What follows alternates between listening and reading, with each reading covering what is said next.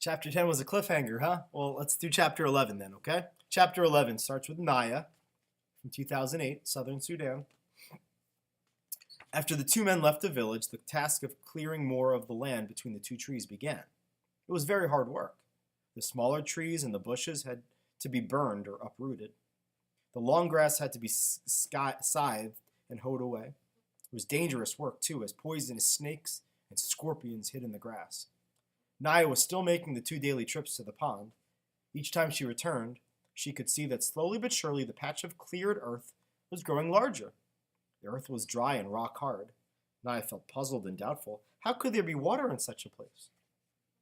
And when she asked Depp, her brother, that question, he shook his head. She could see the doubt was in his eyes, too.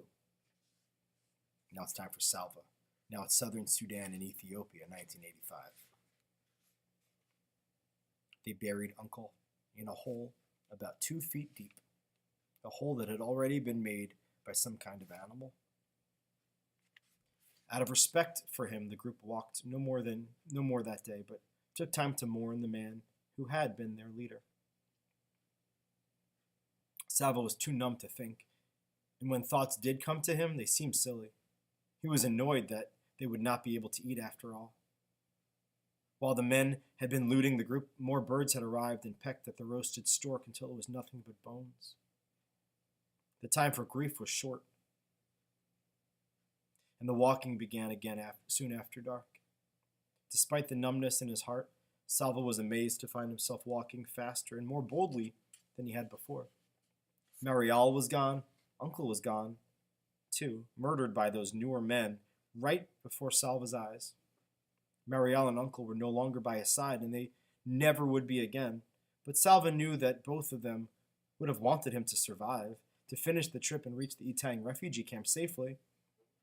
It was almost as if they had left their strength with him to help him on his journey. You could not think of any other explanation for the way he felt. But there was doubt. Beneath his terrible sadness, he felt stronger. Now that Salva was without Uncle's care and protection, the group's attitude towards him changed. Once again, they grumbled that he was too young and small, that he might slow them down or start crying again, as he had in the desert when he lost his toenail. No one shared anything with him, neither food nor company. Uncle had always shared the animals and birds he shot with everyone in the group, but it seemed they had forgotten all of that, for Salva now had to beg for scraps, which were given to him grudgingly. So now that Uncle's not there, they're not being nice to him anymore. The way they were treating him made Salva feel stronger still. There's no one left to help me. They think I'm weak and useless. He wants to prove them wrong, I guess. Salva lifted his head proudly. They are wrong, and I will prove it. Salva had never before seen so many people in one place at the same time.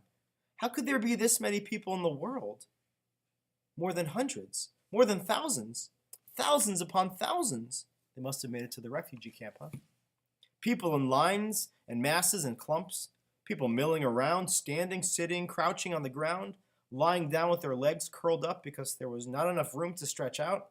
The refugee camp at Itang was filled with people of all ages, men, women, girls, small children. But most of the refugees were boys and young men who had run away from their villages when the war came. They had run because they were in double danger, from the war itself and from the armies on both sides. Young men, and sometimes even boys, were often forced to join the fighting, which was why their families and communities, including Salva's schoolmaster, had sent the boys running into the bush at the first sign of fighting.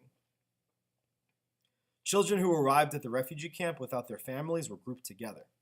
So Salva was separated at once from the people he traveled with. Even though they had not been kind to him, at least he had known them. Now among strangers once again, he felt uncertain and maybe even afraid.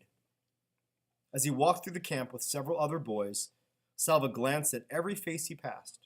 Uncle had said that no one knew where his family was for certain, so wasn't there at least a chance they might be here in the camp? Salva looked around at the masses of people stretched out as far as he could see. He felt his heart sink a little, but he clenched his hands into fists and made himself a promise. If they are here, I will find them. After so many weeks of walking, Salva found it strange to be in one place. During that long, terrible trek, finding a safe place to stop and stay for a while had been desperately important. But now that he was at the camp, he felt restless, almost as if he should begin walking again. The camp was safe from the war. There were no men with guns or machetes, no planes with bombs overhead.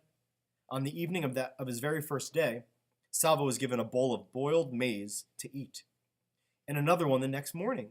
Already things were better here than they had been during the journey. During the afternoon of the second day, Salva picked his way slowly through the crowds. Eventually, he found himself standing near the gate that was the main entrance to the camp. Watching the new arrivals enter, it did not seem as if the camp could possibly hold any more, but still, they kept coming. Long lines of people, some emaciated, that means like starving, some hurt or sick, but all exhausted. Salva scanned the faces. A flash of orange caught his eye. Orange?